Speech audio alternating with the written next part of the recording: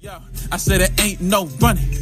I'm really dropping the pain. The fame is back in the game. You better walk away. No running.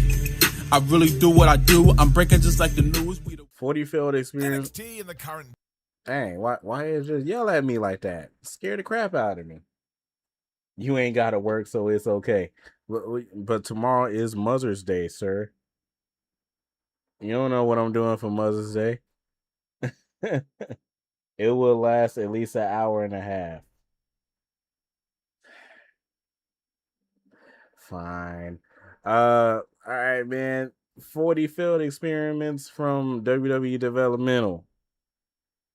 Now, I'm pretty sure I might remember a lot of these. Let's get into it.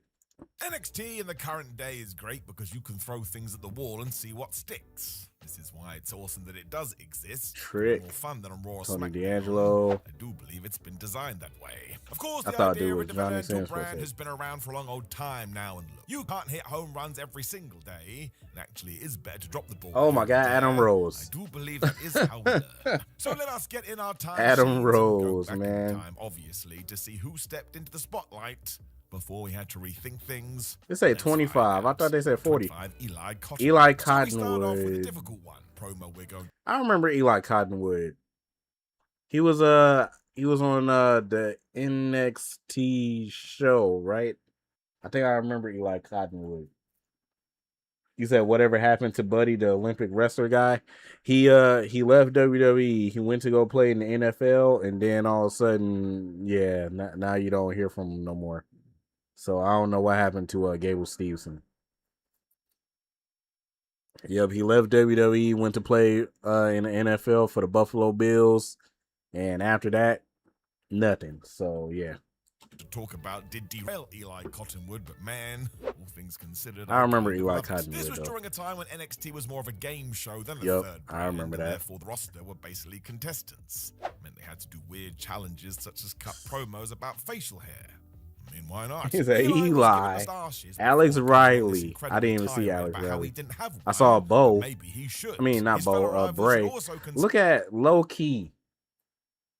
Curtis Axel, Matt Striker. Look at Percy Watson back there, bro. Instead of sporting some fluff under their nose, I mean, he actually sounded crazy. Today, he likely would have become a cult hero, but the internet was far crueler in 2012, I suppose. And after some ridicule, he sort of vanished, and then he was released. Colin Wood was a giant, so it felt like he may get a stay of execution, especially as he sort of teamed up with Bray Wyatt for a bit. Sadly not.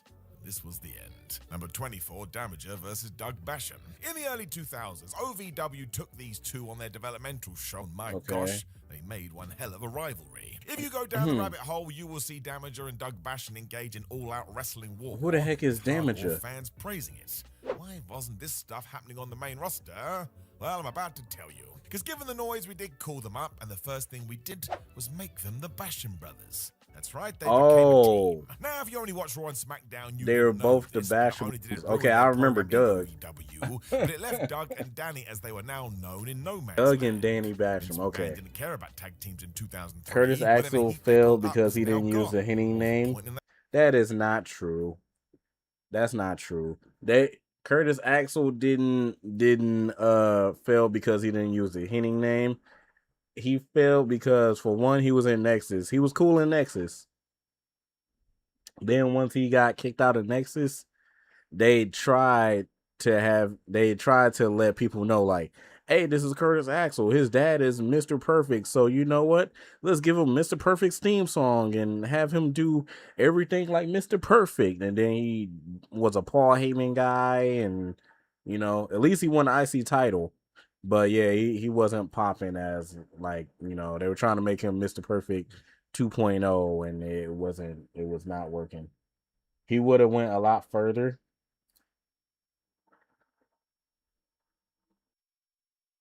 So yeah, no, I don't know. OVW booker Jim Cornette had to retcon his story to pretend this was their master plan too, and trust me, it was not. Maybe it would have been better had NXT existed back then, because there may have been some synergy. Instead, it ruined the whole thing. Left these two totally Got tired of ads pathless. on Twitch. I guess you have to say whoops. Oh, Number 23, I'm trying. Steamboat. Richie This one was always Steamboat. going to be difficult, but it also made sense to try. If you do have the son of Ricky Steamboat, you need to see what he can I do. did There's not. every chance Richie Richie could have been Steamboat? success too, but it was like the Oh, this wrestling is powers the that be were out. early points of NXT. See, I didn't watch the early points of NXT. I didn't watch NXT until 2017. So yeah. But yeah, I'm trying to make money, Uno. So that's yeah. He was set up for failure. Wasn't she a tough enough girl? Who? You talking about? To get into. Also, whoops, ruined the whole they had, and this was their master plan. What was the point in that? Oh, Her? Probably. I don't know. I don't remember her. I thought she was Jacqueline for a sec, tag teams but in I see that she's 2003, not whatever Jacqueline. heat they So built up was now gone. What was the point in that? OVW Booker Dim Corner had to retcon his story to pretend this was their master plan too, and trust me, it was not. Maybe it would have been better had NXT existed back then because there may have been some synergy. Instead, it ruined the whole thing and left these two totally pathless. I mean, I guess you have to hey, say Grease it was Monkey, I haven't to be honest with you, bro. I'm not like a wrestling expert, as you can tell. But yeah, I haven't so I really started watching wrestling around like 05, 06, and then since then, you know, I don't take into account of me learning everything about wrestling and stuff like that. But I do try to remember like certain stuff. Superstar. It is not easy. I'm not gonna say, "Oh, your hot take is trash," but yeah, nah, it is. I'm not one of those wrestling people. Perfectly So. content with a smile on his face. He said, "I know you good. I'm gonna go back over there soon." All right, bet. Number 22, Lucky Cannon. Lucky We Cannon. have talked about Lucky before. Why do I feel like I know who Lucky Cannon is? Cannon was introduced as part of the game. That's why. Okay. Once again, that He was Mark Henry's rookie. Was given a pro out of nowhere online. I was like, I know, I remember, bro. Yeah, look at Bray back there, man. TV, and sure, it wasn't ideal by any stretch, but Lucky was judged on this and only this. Surely the idea of such a task should be to see somebody fail, and then we can see how they pick themselves back up again afterwards. Wait a minute, this is season 2. Bray was on 2 seasons of He said, "Bro, you know a ton. I am old. I went to WrestleMania 3, born and raised in Detroit." That's what's up. Riddle before Riddle moved to 707 3 years ago. Everybody in the 313. Nah, I'm just playing. Bray was on 2 seasons of NXT. I do not remember that. I remember Caval winning. I didn't remember Bray being on 2 seasons of NXT.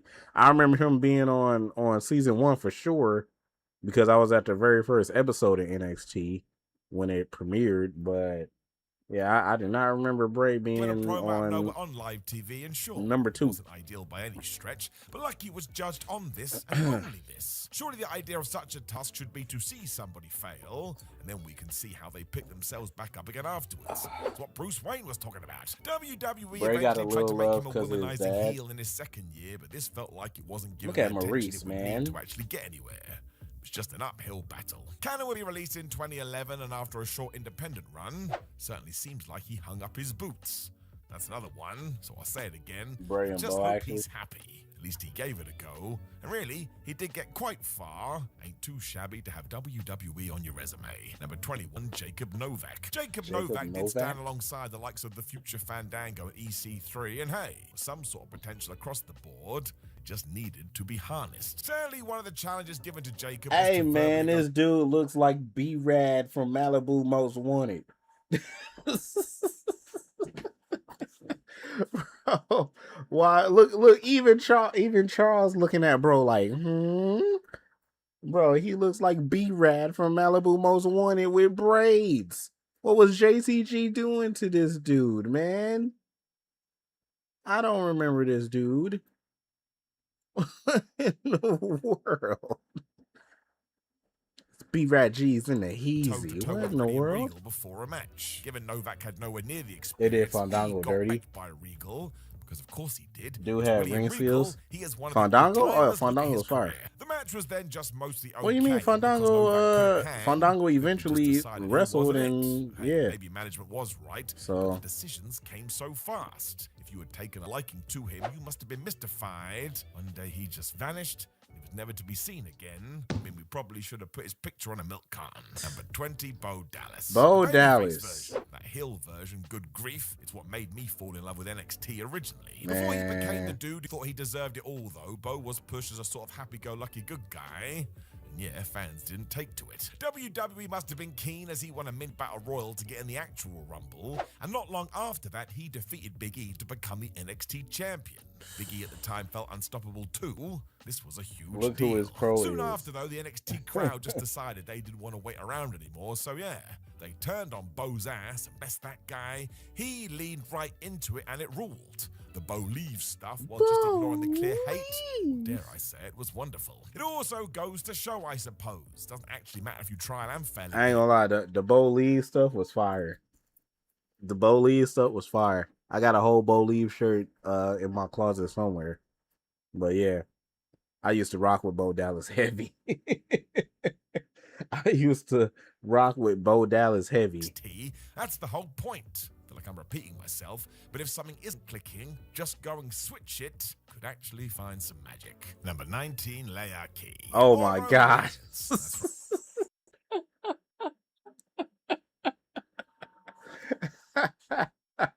Yo, I thought his name was Leaky. His name was Leaki. That's still bad, but still, I thought his name was Leaky. Leaki. I'm so glad he changed his name to Roman Reigns, cause boy, here he comes to the ring weighing 275 pounds. He is your WWE World Heavyweight Champion of the World, Leaki.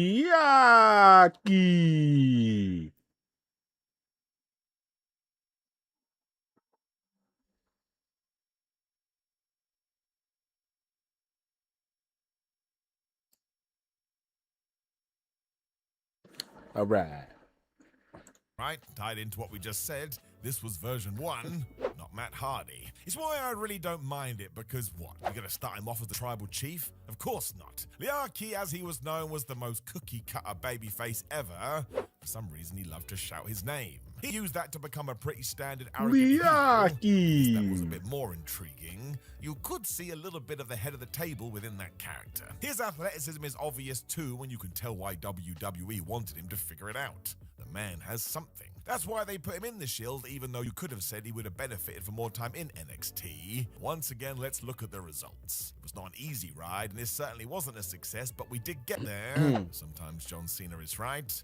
Don't give up. Number 18, Tino Sabatelli. Why does his name Tino sound familiar? Sabatelli was ahead of his time. He came from the world of the NFL right into NXT. That's basically what we do now all the time. Tino seemed to have the character side down too and cut some decent promos, and really it was injuries that slowed him down. It felt like any time he was good to go, he had to take some time off, and due to that, those around him were able Look to at Montez progress. Ford. At Sheesh. one point, he was away for I know 12 I remember, months with a dude. torn I'm like, pec. The yeah. pandemic I'm seemingly like, I then remember, screwed him bro. because he was rehired in 2020, and he was just let go again in 2021. He did pop up in AEW between those dates, but look, this guy played 5 seasons We in the acknowledge NFL. you, Leaky, He is Leaki. totally fine. Number 17, Solomon Crow. I remember crazy thing Solomon about the now Crow. Sami Callihan is that his Solomon Yeah, Sammy Callahan. I remember Solomon Crow. What wasn't too good, and his finishing move was trash, if I remember character right. would have skyrocketed in today's version of NXT. They love stuff like this. He was well into hacking in 2014, and that's the right side of madness for what WWE's third brand is into. I suppose when it was a bit more black and gold, this came across as a bit goofy. Crow did have the oddest finisher Darren known to Young. man, as he sort of did this rope-propelled head. Bro, this finisher was trash. They obviously they can't show it, but yeah. If y'all need to go see this finisher, go look at this finisher, bro. This finisher was hot This is garbage. a bit goofy. Crow did have the oddest finisher known to man, as he sort of did this rope-propelled headbutt. Whatever the reason for this not working, it did not come down to what Solomon did in the ring. Even on a bad day, he was pretty solid. Really, WWE should have let him become more unhinged, which is what he did when he left NXT. Since then, he never really looked back. So maybe we normalized him too much. Maybe it just wasn't the right time. Sami Callihan is still going strong, though.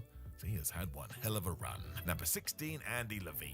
I really don't know what happened here. Who the heck This is no this? shade to Andy Levine. He got his head down and made his tough enough experience work. He won the thing. I just don't think it was the right choice. The fact his nickname was Silent Rage summed it up. This was WWE, where Vince McMahon absolutely wanted you to talk nonsense on the main roster, hence why when Andy properly debuted, Vince slapped him, trainer Steve Austin dropped him. Welcome to the big time. I'm not sure Levine ever recovered from that because it made him look so silly, and even though he only won the competition in 2011, he was gone by 2012. Okay. The WWE was just so character-driven then, and we also had Luke as a contestant. That dude was such a wonderful asshole. Still no idea what happened. Number 15, Sylvester Lafort. Just weird booking this, because Sylvester Yo, is was this the Macho one Man? He had something. He stood out and sort of had a good relationship with the then Full Sail crowd. Then he had a hair versus hair match with Oh my Enzo. God, Enzo! Look, bro. The crazy thing about it is that I remember Enzo being used to look like this, bro. That's crazy. That's absolutely insane. Yeah, what the flub happened there? Because Enzo Amore did win, and yet Ford wasn't involved in the payoff. Enzo His tag team won. partner, Marcus I'm Lewis, gonna have to stood go up, back and try and he find got this rid of match. his hair instead. Instantly, fans within a bit like, we'll just go and cheer him then. Yeah, this was I'm an angle gonna that have to would work way go. better I'm today, gonna have to but go this was find a that takeover match. show back in Ain't no way 2014, Enzo and it's won. not like Sylvester went super bad after this. He sort of just plodded on regardless. There really wasn't any follow-up either, so Paul Sylvester was just the dude that made his friend go bald. Come 2016, both were released, and it felt like there could have been more. We just never found it. Number 14, Leo Kruger. Leo Kruger. I wish I had the sound on my soundboard. Boy, Leo Kruger. Trash. I'm glad that he rebranded into Adam Rose. Uno said Rose, but Enzo was cool. I'm not hating on Enzo. Enzo was one of my wrestlers around that time. But yeah, I'm glad that he changed from this to Adam Rose, because yeah, the turnaround was crazy. Don't be a lemon, be a rosebud. Kruger became Adam Rose. That's right, the dude with his weird friends that dressed like bunnies. I am going to keep repeating myself, but there is no other way to say it. The idea behind Leo probably would have flown today. I mean, he was meant to be some sort of South African hunter, and while he was slightly over the top, he was creepy too. Think of the 2025 vignettes we could have done. I suppose you could say this was an old school approach, which is what modern NXT does a lot. But when it didn't click as expected, we gave him the rosebuds, and look, it worked. Adam made it all the way to the main roster. If we are talking about Kruger, though, it was stopped totally. But That is people Avery still Woods? do talk about this persona fondly. That I mean, is it did Avery click Woods. and got some chats going, so it's all good. A conversation piece for sure. Number 13, Bull Dempsey. Today known as Bull James, and here's a fun fact. I remember did Bull a tour Dempsey. with James. He was a very pleasant man. NXT actually figured out a good way to present Dempsey before he got caught up in the machine. The whole idea was he was a throwback, an old-fashioned bulldozer who was gonna smash you no matter what. He sort of met his equal in Baron Corbin early on, which would have been fun as a tag team, but as ever after that, Bull needed something else, so Yeah, I tried his remember hand Bull as an Dempsey. exercise guru. Please don't make me say it for the 78th time. This AI Imagine voice this is too today. much. Chase It's not Uso would have AI, loved it. I don't think. NXT may have I think leaned that's into a real the joke person. too much, as James got beaten a lot. That would have been fine had we had any follow-up at all. We didn't, and after a while, fans just thought he was there to be beaten. That did catch up to him in 2016 when he was part of that round of releases, and it just felt like we lost focus along the way. That did happen a lot when NXT was more of a developmental brand than the third brand. Kinda just went through a hell of a lot of phases. Number 12, Leviathan. So this is interesting because the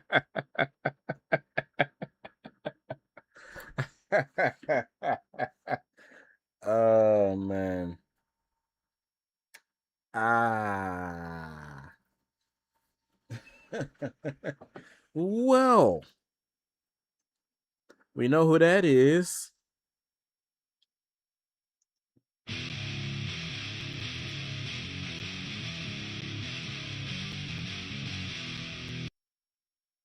man behind Leviathan went on to become an all-time great. This was the start of Batista. It's why it's important to include it, because in developmental, you should be afforded the ability to fail. Another thing I keep saying. Leviathan wasn't terrible in the sense Big Dave did look like a giant monster from the deep. That's At the Drax. same time, did he need a supernatural persona in the old OVW? doubtful. It sort of helped his in-ring style as Batista was allowed to take it slowly, but it nullified his personality. Go watch him years later, was most definitely there. It's why we missed the mark with Deacon Batista 2 when he did debut on SmackDown as Reverend Devon's helper. Man. I mean, listen to that sentence. That's genuinely crazy. It wasn't until 2003 when we put him in Evolution, and from there it just worked. So yeah, next time we do have a diamond in the rough, let's take our time. You just never know how far it's going to go. Number 11, the Minnesota Stretch Wrecking Crew. Let's carry on that thought process too. Oh. This was indeed the team of Shelton Benjamin and Brock Lesnar. I didn't know that was their name. I didn't know that was their tag team name. I'm glad they didn't stick with that. Because, Number 11, the Minnesota Stretch Wrecking Crew. Yeah, I had no idea that was their name. Yeah, Brock and Shelton. This was indeed the team of Shelton Benjamin and Brock Lesnar. Both went on to do all right. The logic was sound as they both were from Minnesota College and Benjamin had helped train Brock, so the connection was there. They had real chemistry too, and the balance may have been perfect. Lesnar would run through you as Shelton would finish you off with his technical skill, so why didn't it work? Simple. This was an OVW team, and much like Raw and SmackDown in 2001, the singles division was just the focus. Made sense. Booker Jim Cornette likely knew how Vince McMahon felt about duos. As soon as he locked eyes on Lesnar 2, he was on the main roster, but thankfully Benjamin got put with Charlie Haas to carry this idea on. So I think calling it a failure would be a little unfair. Minnesota's Stretching Crew is crazy, that's what I'm saying. Conclusion. If you can I'm glad they changed that name, sure you do it. And they broke up. Flipping magic. Number 10, Gable Steveson. Hey, Uno, here's your boy. Here's your boy. You'll find out what happened to bro. We shall throw a more recent one in here too, because Gable Steveson was meant to be the next big thing, and then quite literally nothing happened. I mean, he did literally nothing happened. He showed up at WrestleMania, suplexed Chad Gable a couple times, showed up in NXT and couldn't wrestle to save his life. They put him in NXT and he had, I think, like 2 really bad matches. It was bad. When he beat up Chad Gable, but all this time we just heard, oh my gosh, Gable is going to be so big. Well, we never really even saw him perform in NXT. Bro, so Gable Steveson is what Tavion Heights is right now. I ain't gonna lie. Gable Steveson is what Tavion Heights is supposed to be right now. The only thing is that Tavion Heights is still on the up and up. Gable Steveson should have been there already.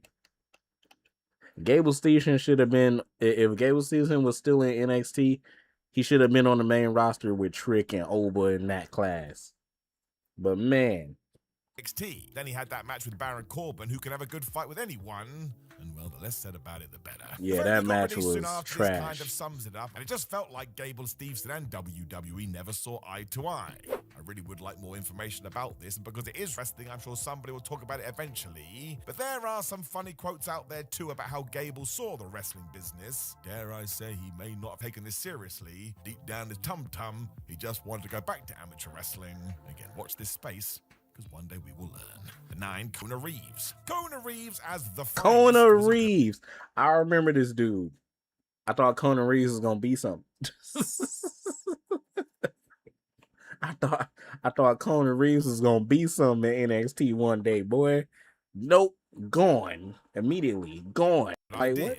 He had a delusional arrogance to hide his fear of the world. In that sense, it made him a wonderful asshole. For some reason, it never exploded like it looked like it could do, but his in-ring work was always fine. The main issue was he did fight away in NXT for 7 years, but throughout that time, he didn't really evolve as a character. This was when the brand he was in NXT for 7 years? Oh, I see why he got released. With it. Otherwise, this happened. You felt left behind. Bro, you in NXT for 7 years? Yeah. And then get killed. I mean, I can't really say nothing because Angelo Dawkins was in NXT for a grip too, so I can't really say nothing. But like, bro, if you haven't improved at all, yeah, I see why you got released. Eventually, he was released. As Noah Kakawa, Priest still before going Priest. On the indie scene though, and that's the main thing. He's getting work. Good for that guy. Number 8, Santana Garrett. This Santana Garrett was fire. Because when Santana Garrett signed with NXT, fans were excited. She looked really good. She'd also done well on the indies, had the personality to make it work in WWE, and had crowd support. was perfect, and for some reason it never really went anywhere. NXT kept making her the plucky underdog even though she'd been around for a while, so that didn't help, and soon it became obvious. Santana was losing to more established stars a lot. It's not the role we envisioned. When that happens too much as well, the audience does Look sort at of forget that in Aaliyah. 2021 she was part of those big WWE releases, and it really was a bit of a shame. She is still going now, however, and has been in WoW, and actually also got murdered by Jade Cargill on an episode of AEW. I remember that. So we'll just I double down on what remember we said a that. few seconds ago. I didn't know She's she was in making it Women work. Wrestling, though. That's what you like to see. James Storm. Another James story for you. Storm.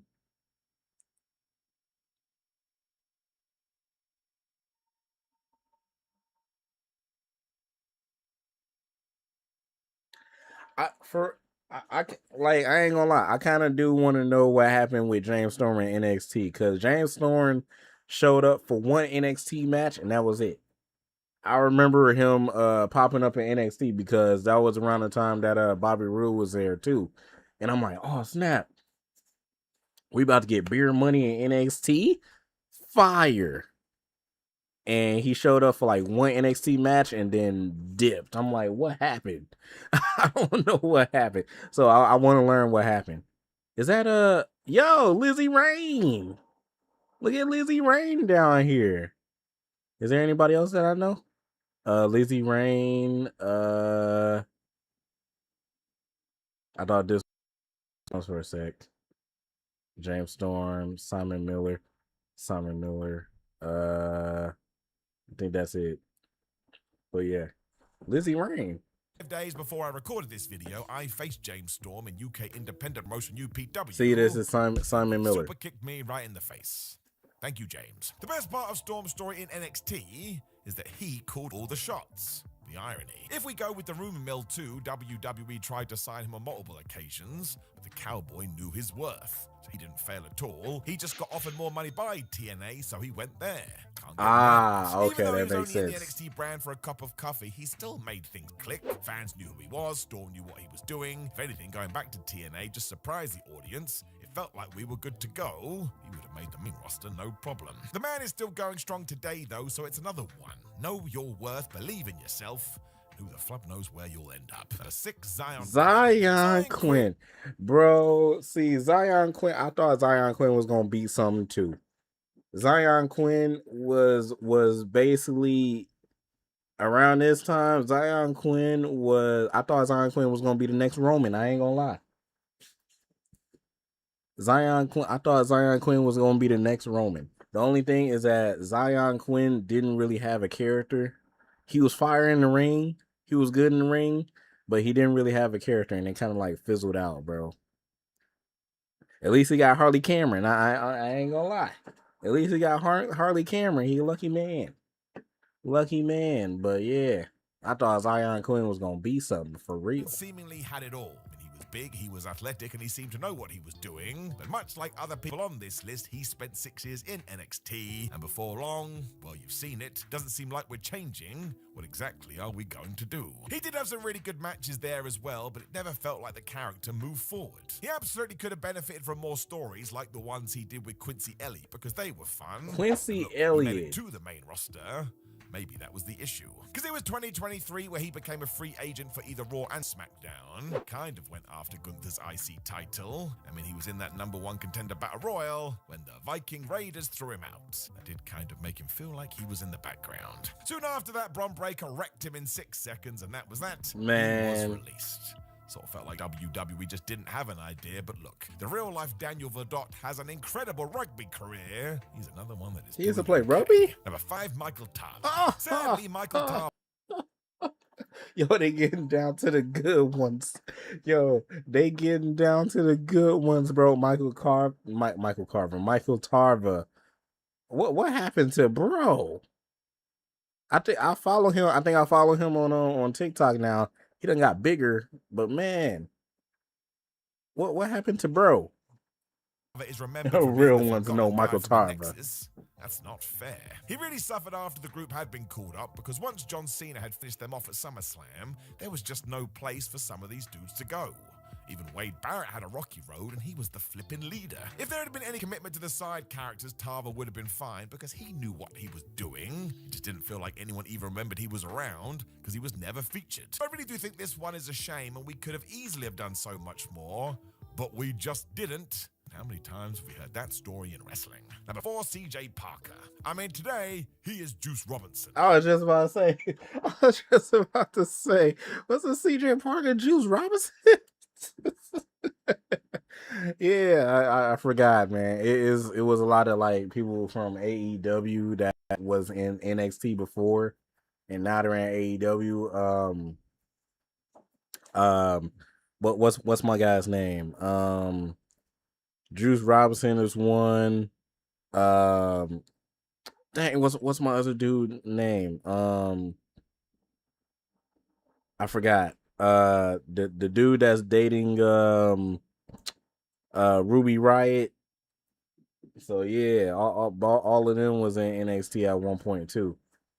Crazy. That dude has done more than all right. Just feels weird this didn't happen more in NXT. Given the Juice is totally nuts, I think at maybe this CJ man. Parker was just too normal for him. CJ He was all right Parker. as the classic arrogant heel, but he was mostly used as a setup guy. For example, Kevin Owens defeated him in his debut match. That became his role too, as Baron Corbin squashed him during his first fight, and Parker just never got the breakout moment he deserved. It took leaving NXT to underline what he did have, mostly because the character was now allowed to breathe, and then he became a maniac. I suppose you could say that NXT was used as a learning ground for him, and he did benefit. You don't find success by accident, and he took all of this, and yep, he made a name for himself. Number 3, the Robert Stone brand. Robert Stone is very good at this. Oh man. You thought Ruby was gay? Yeah, Ruby and what's his name? Daniel Parker or something like that. They have a baby together. She was just pregnant last year. She just had her baby. I only acknowledge one Parker, and that's Miss Parker. All right, let's keep it going. Robert Stone, bro. He had Chelsea Green. He had Aaliyah, and it was somebody else. I forgot who it was. He can talk, he understands what NXT wants, and he's very fun to watch. The issue is when it came to his stable Martinez, God dang it, Mercedes Martinez. That's who else he had. Yeah. Robert Stone had a little bit of a brand, bro. Man, Aaliyah, boy, can give her the nasty dancer. I ain't gonna lie. I miss Aaliyah. She been some in WWE. Vince and Triple H didn't see it. She could have been some in WWE.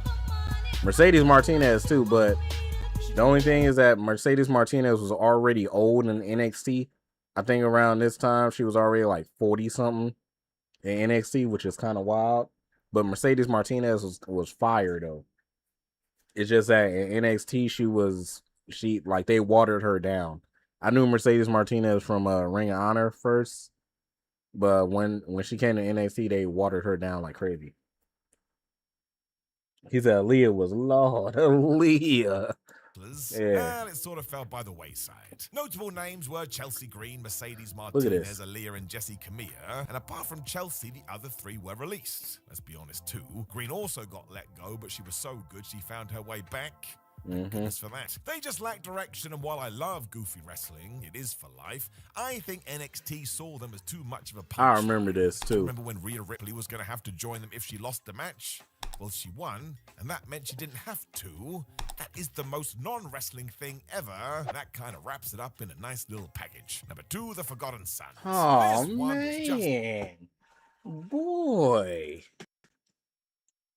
Pulls up, three-pointer. Bang! Bang! It's good! Wins the game at the buzzer! Boy. The Forgotten Sons. See, the Forgotten Sons was another group that was absolute fire in NXT, man. They should have won. I think they won the tag team titles. If they didn't, they should have won the tag team titles. Bro, Steve Macklin, Jackson Riker, and freaking Blake. Yeah. What? Bro. All over the place. what exactly was the idea?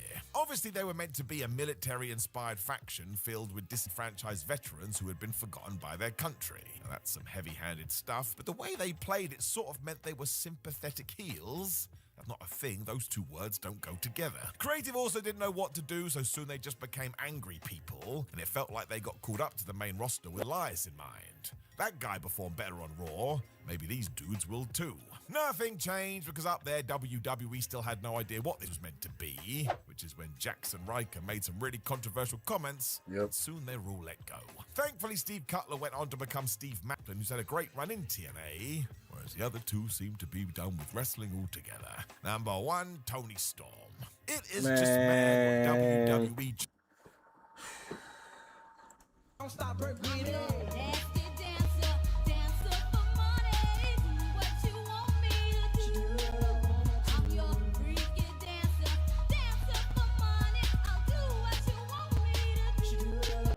Now, Uno, you want to talk about bakeries?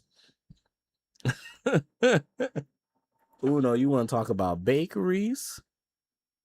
But I ain't gonna lie. Tony Storm and NXT and NXT UK, fire. As soon as they brought her to the main roster, they didn't know what to do with her.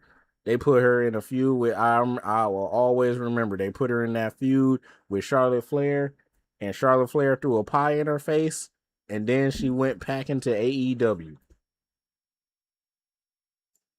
Man, I will always remember that. I'm like, man, threw a whole pie in her face, and she was like, you know what? I'm done. I'm going to AEW. Been cooking ever since. Chose to do with her. Tony Storm right now could be the best all-round performer in the world. This is crazy. She was way better in NXT UK as the women's champion, but as soon as she got moved to NXT proper, then onto the main roster, who the flub knows? A 2020 heel turn didn't seem to make much sense given how likable Tony was. And look, she was having great matches all of the time. That was never the issue. But when she was put onto Raw and SmackDown, WWE had Charlotte Flair throw a pie in her face. Maybe that doesn't sound too bad, but go and watch it, and then go and compare it to her work in AEW. We did not take advantage of what was here. Her departure from the company was a bit strange, but she did debut in All Elite Wrestling in March 2022. And when you look at it now, there is no question Tony Storm is one of the best signings that company ever made. So I really like NXT. Out of all the WWE brands, it feels like the one that is happy to take the most risks, and sometimes it's totally crazy. Of course, we got 15 more. TNA, we're doing the whole, oh my gosh, here come the other promotion angle. It's just fun, man. And wrestling is meant to be fun.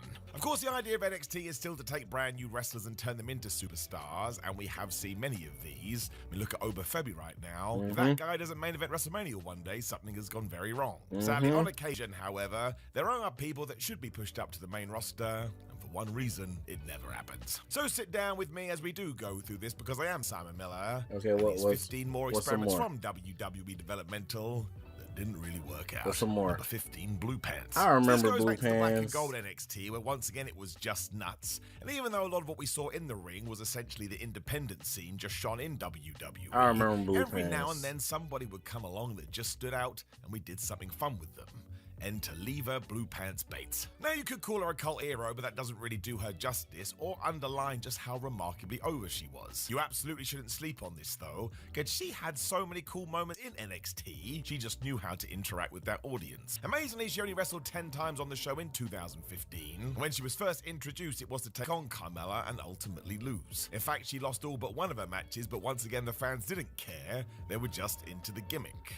And they're not entirely sure what did happen. It sort of felt like both sides fell out over something, but that's utter Nia speculation. Jax is dragging Either her. way, they cut ties, and we never saw her in NXT again. You can't forget what she did do, though, and a great example of this was not actually a match, but a surprise appearance alongside the Vaudevillains at TakeOver Brooklyn in August. It was the biggest crowd of the brand's history up to that point, and they went utterly berserk for Blue Pants, as she became the counter to Alexa Bliss's interference. I tell you too, if Sasha Banks and Bayley hadn't also wrestled on this card where they essentially changed the game, nobody actually would have got a better reaction, because once again, Lever Bates was massively over. And of course, you never say never in wrestling, so we can cross our fingers. But if WWE is ever able to get this going again, well, they absolutely should. Number 14, Lana. So we all know how great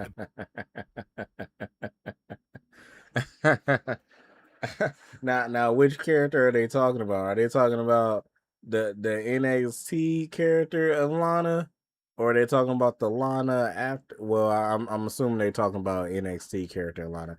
The NXT character Lana didn't do anything. She was just the manager. Pairing of Lana and Rusev were, and their highlight in WWE is probably when they came out at WrestleMania to face John Cena, and they were in a flipping tank. And I often think about this, it is essentially living the dream. After a while, Vince McMahon couldn't help but break them up because that was his favourite thing to do, which saw Lana go on a little bit of a journey to try and find herself. Eventually, this meant going back to NXT in 2017, and when I don't remember this.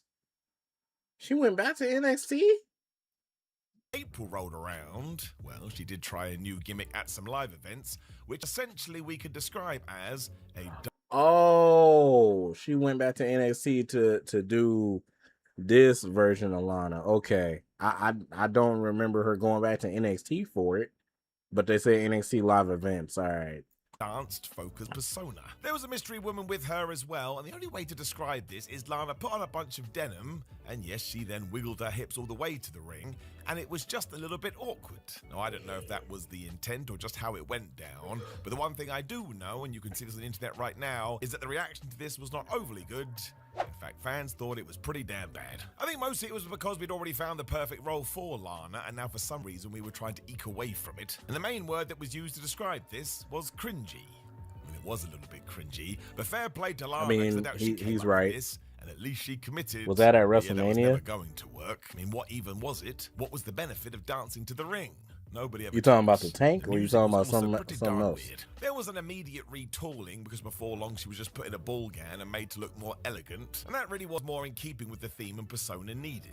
But yeah, in terms of ideas we tried to get over and ones we then threw out the window, well, there's few that went faster than this. Number 13, Marcus Lewis goes bald and then he goes mad. So I know a lot about being bald because I am bald myself, and yes, there is a bald agenda in wrestling right now. Have you heard the terrible things they shout at Dax Harwood and Ricochet? It ain't right, man. And don't forget, one day Mother Nature is going to come for you. A lot of people do say that NXT was in its golden era from 2014 to 2016 because not only did they have a bunch of stars, but every single takeover show they did was actually excellent, to the point even the main roster would be like, wait a minute, we don't have this kind of freedom, what the flub is going on? This is only really true, however, though, if you were considered important in your role, because the people just below this, well, my gosh, they got thrown some crazy stories. One of these did come in the former Legionnaires tag wrestler Marcus Lewis, who went through quite the transformation after he did lose to Enzo Amore. Oh, Their we whole were just feud was talking about this, who right? looked better. So yes, after Marcus was defeated, he had to get rid of his Yeah, hair. we were just talking about this. Apparently, that set They him over showed the this in edge. video He basically earlier. became Kane or a Gene Snitsky, I suppose, from the mid-2000s.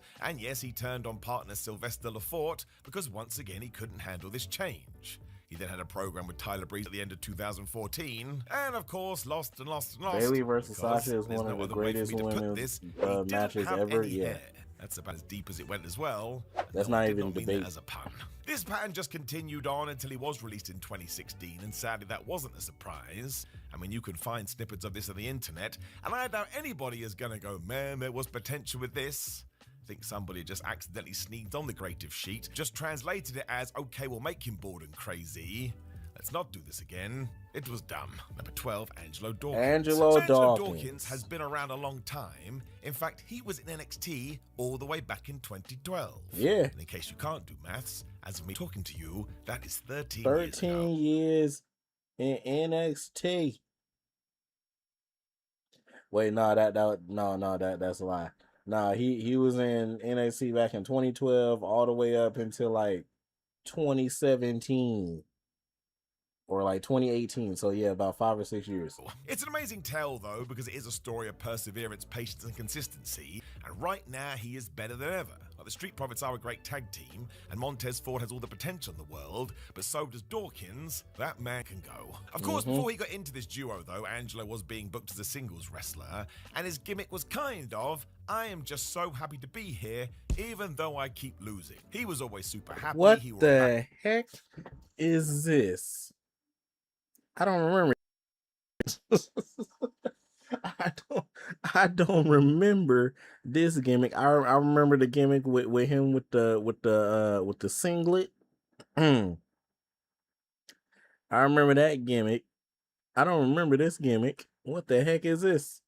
pack and headphones for some reason, and he would just smile and dance before literally being carted out of the arena after suffering yet another defeat. So if we are going to label this what it was essentially a losing gimmick, but he didn't care, and that was meant to make you like him. I suppose it must work, because after all, somebody did pair with Montez, and now he's a mainstay on the main roster. But once again, you can go back and watch this and report back to me. Do you think this guy was ever going to main event WrestleMania?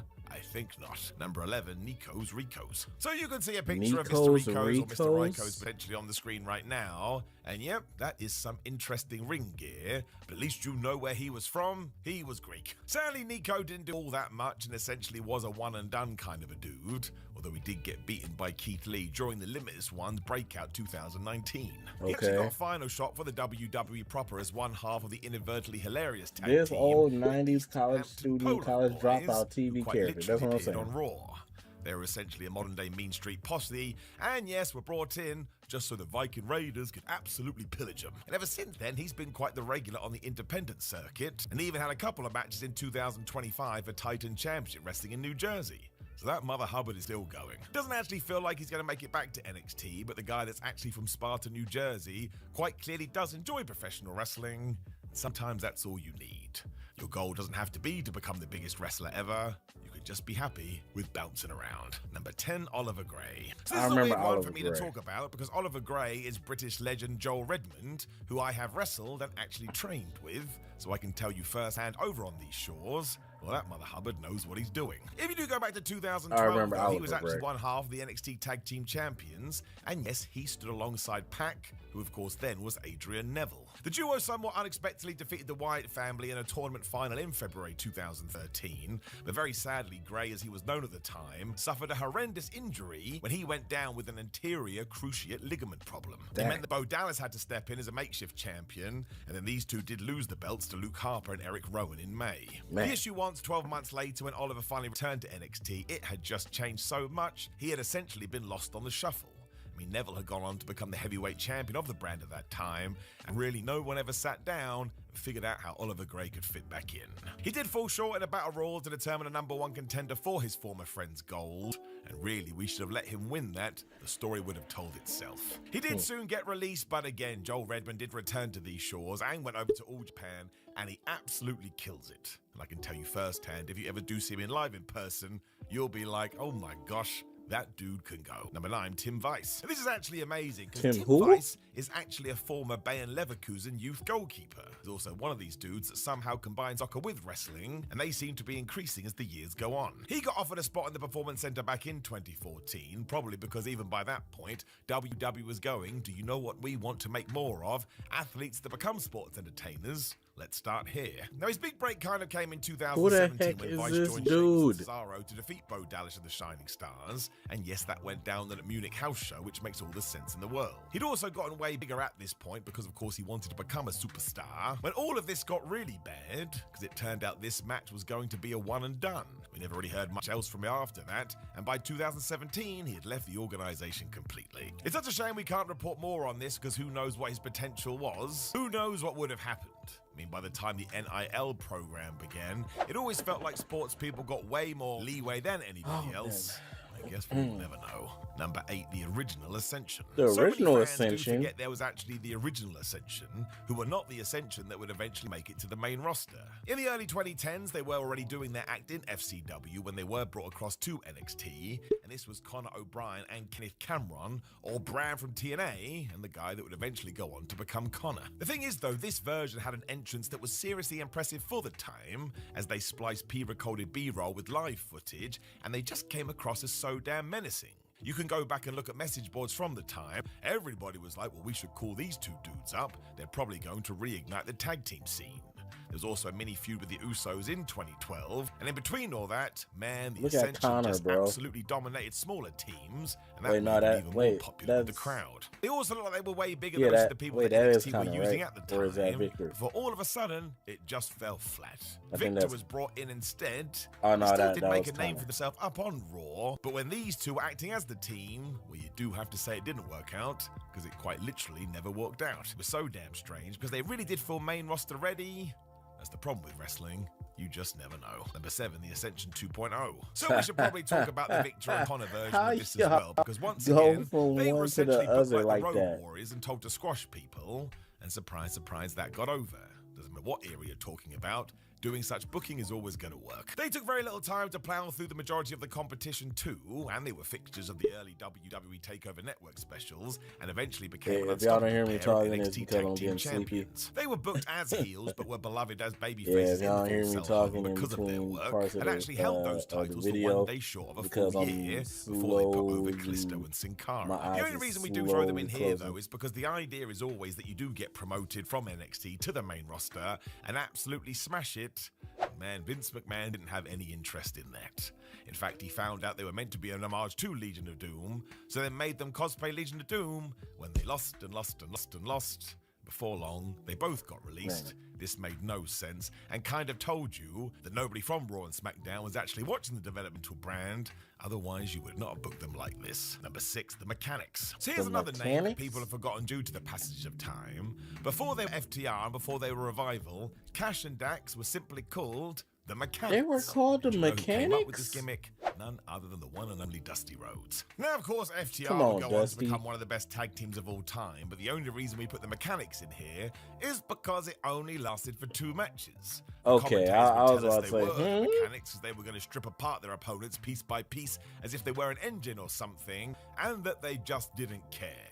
I suppose Triple H saw this and went, man, we can do way more with this, and they are a throwback to the old school when he dubbed them the Revival, and basically we never looked back. You do have to throw out Dusty Rhodes' name again, though, because once again, he just knew these 2 people would work together, and my gosh, he was right.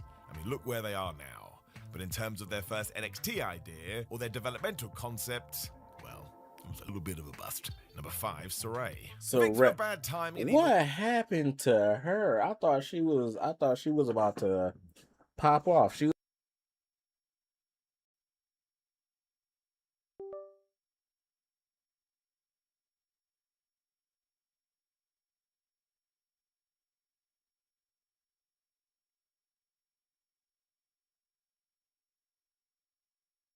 was create.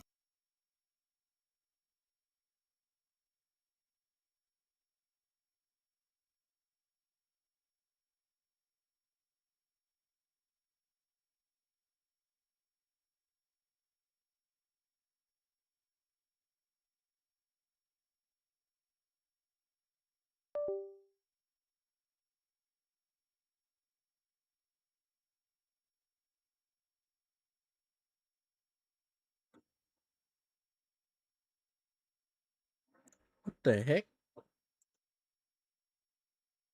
I don't know what just happened. My microphone like went out for a sec. Yeah. But I thought that she was gonna be the next EO. I wonder what happened to her. Cause last time I saw her on NXT, they had her dress up as like a Japanese schoolgirl with glasses. And then after that they released her. So I don't know what happened. You said I was confused. I thought I was just overly geeked. Man. Yeah, my microphone went out. I don't know what happened. But you said, what are you doing? We're watching this video. We got 7 minutes left. It's going to be the longest 7 minutes ever. If Saray's NXT run went from bad to worse, despite NXT rescuing itself from the self-imposed death grip of the Capitol Wrestling Center. Following in 2021, when she got her killer finisher over, Saray re-emerged in 2022 with an extraordinary reductive schoolgirl gimmick that was just a little bit controversial. It did get worse too, because all of a sudden she told us that she was gifted a medallion with magic powers from Grandma, and that it would be this medallion that would take her to the top of the industry. Now that part I like. I like goofy wrestling. Some people say it's for life. Sadly though, she instantly lost the level up, which made you scratch your head, because why the flub wasn't this magic medallion working? Saray still had to pretend though that this was her future, and when Tiffany Stratton found out she went to Stardom? She stole it, and Saray was devastated. Once again, I can't lie, I think this was brilliant. And this I entry remember should be that. in this list. Tiffany Clearly, Stratton NXT was men didn't pissed. know this was a little bit silly because they did end the whole thing. And I'm pretty sure they told us the reason it changed is because Sarai transformed herself into a different version after going through some kind of special portal. Oh, she That went may back not be true. to? Okay. What's going on? I was a little bit worried I may have taken drugs. It was definitely not believable though, which was always going to rub some people the wrong way. But man, if you can't have a little bit of entertainment with wrestling, then what the flub are we doing? She then left NXT in 2023. Number 4, Hugo Knox. Stuart Tomlinson, as he was known, actually left the UK, where I am right now, in 2013 to head to Orlando, Florida, because he wanted to follow his WWE dreams. Now, this is another one of these cool stories, because Tomlinson had actually played in goal for Crew Alexandra, Burton Albion, Barrow, Port Vale, and Altrincham, and somewhere along the way, he had built some serious size, and this dude was jacked. I mean, it looked like he belonged in the Performance Center. It took about 12 months to get up to speed before he did make his in-ring debut, and actually, he notched up an impressive 62 matches before WWE just released him in 2016. The truth is, when you do go to watch this, he kind of struggled to connect with the audience, which of course you do need in wrestling, although he did briefly sneak onto television to lose to the Vaudevillains alongside one Tucker Knight. So I wouldn't really call this a failed experiment and more just somebody that gave it a go and it didn't really work out. Although it wasn't great, we changed his name to Hugo Knox. I mean, what does that mean? It sounds a little bit silly, and like you just grabbed two random things and stuck them together. Number 3, Duke Hudson, poker player. So Duke Hudson, poker player, didn't exactly make sense. Bro, yeah, this Duke Hudson poker player gimmick wasn't the best. I'm glad that they changed him up and he went to Chase U, because it was Duke Hudson. Duke Hudson, he was playing poker. He was a cowboy type dude. And then all of a sudden he feuded with who do you feud with? It was I forgot who he feuded with. I think it was Andre Chase. If it wasn't Andre Chase, it was somebody else before Andre Chase. And then they eventually was a tag team. Their girlfriends was a tag team. So yeah. Sense in its own context. However, there was such a bizarre normality to a wrestler having an outlandish gimmick in NXT that everybody just nodded their heads and went, all right, well, we're just going to accept it and see what happens. Now, I actually think this was a help to Duke at first during the 2.0 era, because for a little while there, it sort of felt like every single wrestler just had the same gimmick, when all of a sudden Hudson got recast as the man who literally held all the cards. We learned this through a series of vignettes as we were told very strongly, don't forget that a poker player can absolutely take these skills and transfer them to the ring. I mean, that sounds nuts to me, but what do I know? It's kind of funny as well, because do not forget he was just randomly Brendan Vink on the main roster during the pandemic before that was dropped too. And no, this did not translate all that well. Cameron Grimes, that's who it was. Mind it when he started to host in-ring card games. That's who it was. He was beefing with Cameron Grimes. In fact, and then Cameron Grimes' girlfriend and Duke Hudson. That was dropped before Duke Hudson went back to school and joined Chase U. U. And then he joined Chase U. He got released in 2025. And I will never understand that one, because this was the best version of Duke Hudson right here, and they got rid of him. I tell you, man, sometimes wonders never cease. Number 2, Jason Jordan in other tag teams. Jason Jordan in other tag teams? WWE history where a wrestler keeps finding himself in a tag team and then breaks up those tag teams. Are you talking about Jason Jordan and like with Seth Rollins and stuff like that? It isn't really a comparable example, but Steve Austin loved to do this. I mean, during his career, he teamed up with Shawn Michaels, Dude Love, and The Undertaker, and after a few matches, he always turned around and gave them a Stone Cold Stunner, DTA Mother Hubbard. Bad News Brown was another guy that just turned on his colleagues at a moment's notice, and he even walked out of a Survivor Series match. He couldn't be asked. And when it comes to Jason Jordan, we all know he found his kindred spirit with Chad Gable in NXT, because American Alpha, especially if we are talking about the developmental brand, burned brighter than maybe any other team that we've ever seen. I mean, if you have never cast your eyes on them, you have to do it right now. I mean, the potential these two guys had, it was endless. Sadly, he did have to retire in 2018, but the gimmicks we tried before this kind of summed up that at one point it looked like it was never going to work. Because before all this, he had a team with CJ Parker, and that didn't work out. When we tried with Ty Dillinger, and that fell by the wayside with Ty too. Dillinger There was too? absolutely a period where people were scratching their heads going, what are we going to do with Jason? And even when he first teamed up with Gable, the fans were like, well, we've already tried this, why are we trying it again? In fact, it was Chad Gable that had to push this and say, please, Jason Jordan, I want to give it a go. When he finally worked him over, and thank goodness he did. Again, if you want to see a bunch of 5-star matches, go watch American Alpha, They are one of the best of modern times. Right. Number 1, Liv Morgan. Liv Of course, Morgan. in 2025, we all know that Liv Morgan is going to become an even bigger star than she already is. That awfully timed injury she suffered a few months ago really derailed her.